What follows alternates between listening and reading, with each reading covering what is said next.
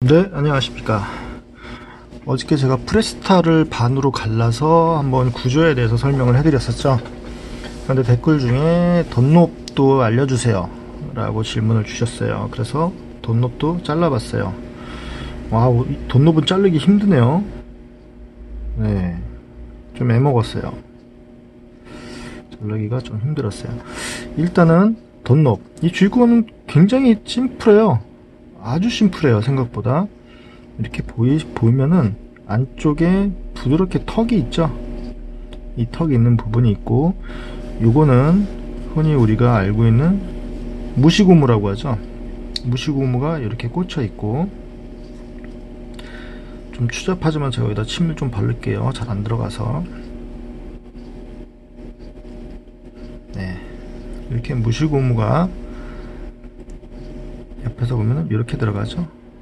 이렇게 들어가서 요 턱에 걸려요. 무시고무가 들어가다가 걸리고, 그 위에서 이 고무가, 무시고무 이게 빠지지 않게 밸브를 이렇게 잡아주는 모양이에요. 이렇게 눌러주니까 바람을 집어넣게 되면 어떤 원리로 바람이 들어가고 나오지를 않냐면은, 자, 무시고무를 빼면은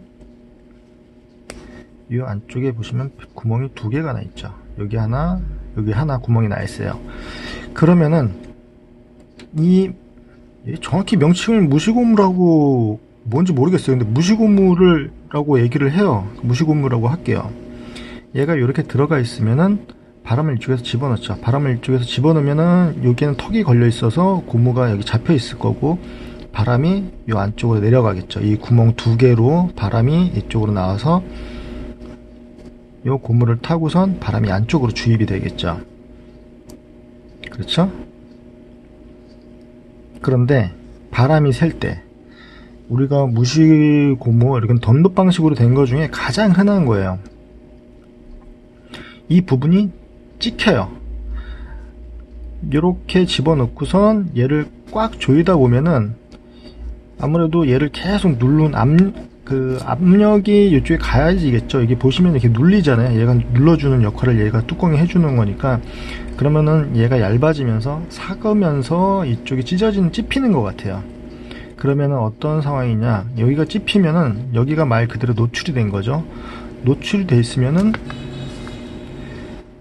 이 부분, 여기 턱 밑에가 보통 많이 끊어지거든요. 부러지거든요. 여기가 많이 부러지니까 바람이 이쪽으로 타고선 나와버리죠. 요 턱까지 해서 딱 막아줘야 되는데, 요 턱까지 이전에 이 사이에서 여기가 요 부분에 무시고무가 제일 많이 찢어지니까 이렇게 넣었을 때 바람이 이쪽으로 타고 나와버리는 거예요. 그래서 덧롭 방식으로 된, 일반 생활차에 많이 쓰죠. 덧롭 방식으로 된 거는 펑크가 났다 생각하면 무조건 빵꾸라고 생각하지 마시고 얘를 먼저 빼보세요. 그러면 이 무시고무를 이렇게 돌려가지고서 한번 보시면은, 침 좀 다시 바를게요. 이렇게 무시고무를 빼서 이렇게 돌려보면은 어디가 찝힌 자국이 있을 거예요. 그러면은 이걸 다시 사야 되냐? 자, 구조를 이해하게 되면은 우리가 필요한 거는 여기서 한 요 정도까지죠. 무시고무가 여기서 찝혔다 그러면은 요런 방법을 할 수도 있겠죠. 여기가 찝혔어요. 그럼 버려요? 아니죠. 전 재활용을 할 거예요. 뒤집어서 껴보세요.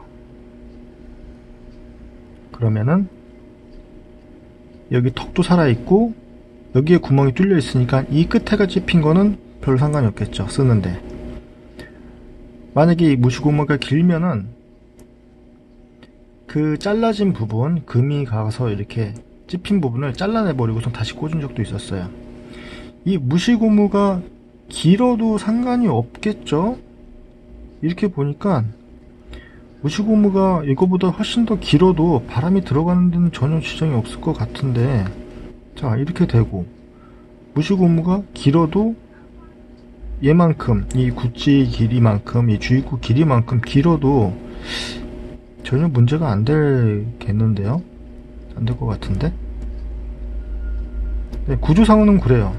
얘가 만약에 찝히면은 연필 깎듯이 좀 잘라가지고선 다시 끼면 되잖아요. 꼭 이 길이가 아니라 조금 더 길어도 될 것 같아요.